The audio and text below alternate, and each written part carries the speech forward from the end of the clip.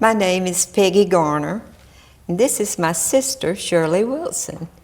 And sister, let's talk about some of our good times we've had in our life. We've had a really, really good life here in Centerville, Georgia. Let's talk about it some. Let's talk about some of our good memories. Oh, there's so many memories. You know, we had our precious grandmother live with us since 1938, I think it was. And she was just always there for us, and we'd come in from school and whatever, and she'd be there to help us with all of our homework and everything. And then because she was our grandmother, all the relatives that was related to her would come every Sunday, so we were never without anybody there. No, and every Saturday, what did she do? She went out and she killed those fresh chicken that roamed our farm. Right. That's right. We knew we were going to get some good fried chicken, didn't we? Absolutely. That's right, and good cooking. And her name was Willie Brannon.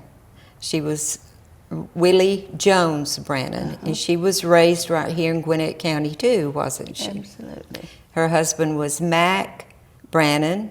He was a businessman. He had 4 grocery stores, one in Redan, Georgia, one in Grayson, one in Stone Mountain, and one in Snellville.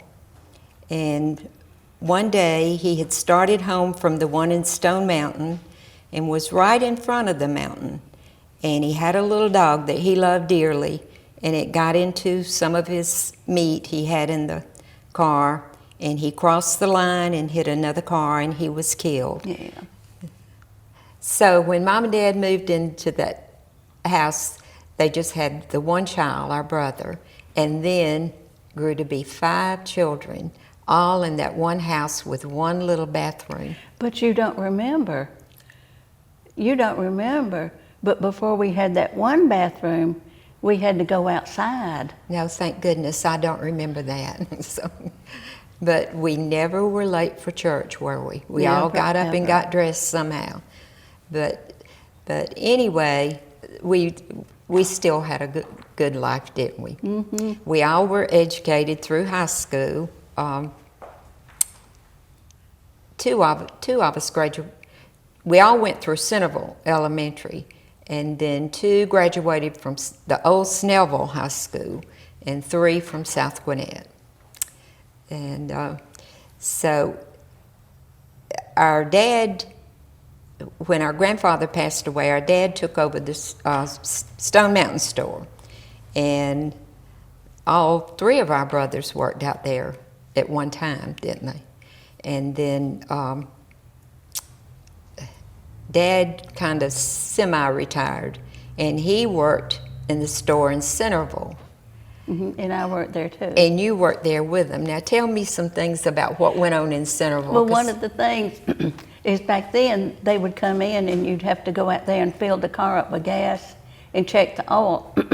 I never could do that. I always had to have somebody there, to do that. But yes, and all the old timers would come to that store, and he had a bench out front, and they would sit out there and tell everybody, talk about what all went on in Centerville that day and everything. It was just great, that little country store. And he had in that store he had a big pot-belly stove, and on top of it he had this tray, and always kept peanuts in that tray. And everybody that came in there knew they were there, and they would go over there and eat that. And yes, there was so many memories of that. I remember he kept a big thing of hoop cheese. Do you remember that? Yes. And he would sell them a slice of cheese. And what else would they get? They'd get a slice of cheese, and they'd get a little sleeve of crackers, of soda crackers, and it seems like Vienna sausage or something like that. That would be and their that would lunch. Cost them 15 cents, to get that. That would be their lunch for that day. But tell me what went on in the back room.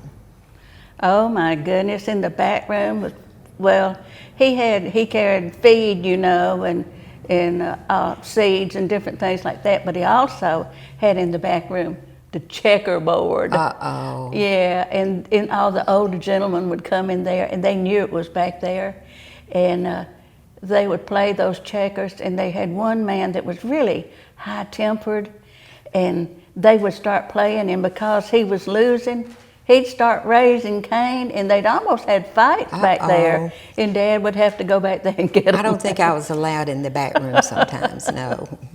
But anyway, those were good times. And you remember beside the store, we had that big rack that they'd drive the cars up on and check their oil? Yeah. And that caused all the young people to come up there, and they all really did love Dad. Yeah.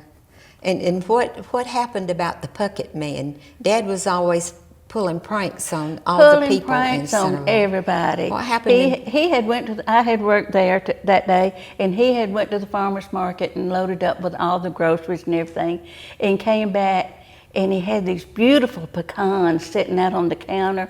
And Wiley Puckett came in, and he says, "Wiley," he said, "your wife called a while ago and said for you to bring 10 pounds of these pecans that I've got here." And he said, "She did?" And says he kind of walked around the store a little bit. And then he came back and he said, "Well, load me up 10 pounds of those pecans, Colbert." And he started out the door, and when he did, he turned back, look, and he says, "Now, Colbert," he says, "if my wife told you for me to bring home these pecans, I'll pay you. But if she didn't call you and tell me to bring home the pecans," he says, "I'm not going to pay you for these." You think that might have broke Daddy from doing those little pranks? No, but he said he finally did. He did pay him for Yeah, them. he did pay him for it. But Daddy was known for that one. He was a Yes. prankster. But I think everybody loved him. And he did things like if there was a death, he'd have a little can. If there was a death in the community, he'd have a little can where they took up money for a floral wreath or something to help the family. Yeah. So the store was kind of the hangout in Centerville there for years, but it was a good place at times, but at times the back room wasn't so good. But anyway, but what's some other things about our family that you remember? There was some hard times too. We lost our mother in 1970, and that was a sad time, to multiple myeloma, and that was a hard time going through that time, and that was a hard time for all of us. But our dad was strong through it. Our dad was a Christian man, and he was strong. One of the things I remember when Dad worked at Stone Mountain, and he worked Monday through Saturday, but he didn't get home, till late at night, and so we were always there with Mother and her taking care of everything and cooking. And one of the things I remember is on Saturday, we had to go out and gather up the brush brooms and sweep the yard. You remember we didn't cut the grass back then, we would sweep the yard. That was one of our chores that we had to do that day. And we get all that done. And then Mother would load us up in the car, and we'd go out to Stone Mountain to the store, and Daddy would give us $1 a piece. And with that $1, we'd go down to B.B. Tuggles, and we'd get us a hamburger and chocolate milk, and go to the movie and everything. To the movies, yeah, on $1. What would kids do with $1 today? Oh, my goodness. It was so great to remember all those things. It was a lot of fun, a good life back then. Kids today, they don't know what they're missing, do they? And then at Christmas, we'd walk the farm. At one time, Granddaddy had almost 200 acres, didn't he? But it dwindled down to, Dad had probably, I don't know, about 100, I guess. Yeah. And we would walk the farm looking for a Christmas tree. And that was a big, important time. We'd all get together and walk the farm and find our Christmas tree, and then we'd chop it down and drag it back to the house. And that was an important time in our life, too, to find that special Christmas tree, put it up in that house. And it would smell so good, wouldn't it? And Christmas at our house, oh my goodness, it was just wonderful. We had, in our family, we had two Baptist ministers and a Methodist minister. the Baptist minister was the chaplain for the Georgia State Patrol. And when they came driving up, he had a siren on his car. He turned that on, and then they would all jump out of the car. You would think it would be so peaceful. Fireworks going off everywhere, and you just never knew what to expect out of those ministers. Everybody knew something was going on at the Brannon house, right? It would be a crowd. But there again, I have to say, I wouldn't take anything for the way we were raised. So thankful for being raised in a Christian home. Right.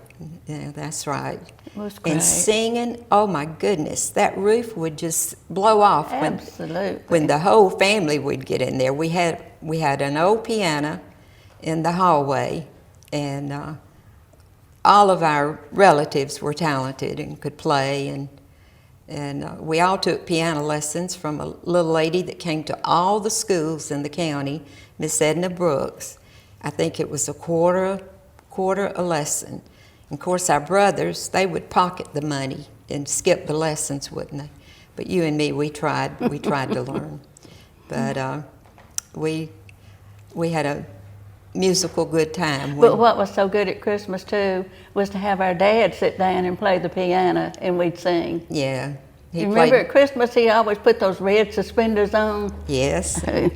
It was great. He could play too. He could play. And our grandmother, she would try, but she would play that one chord, and that one chord all the time. On the black keys.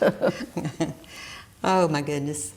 It was so many good memories, wasn't it? Yes, it sure was. And it's something to see how Centerville has grown and how it has changed all these years.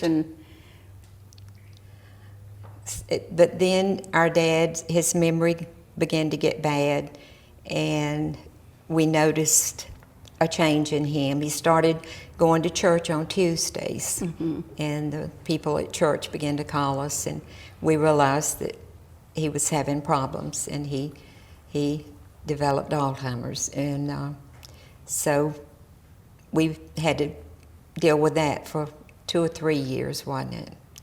And so we had to develop some of the land.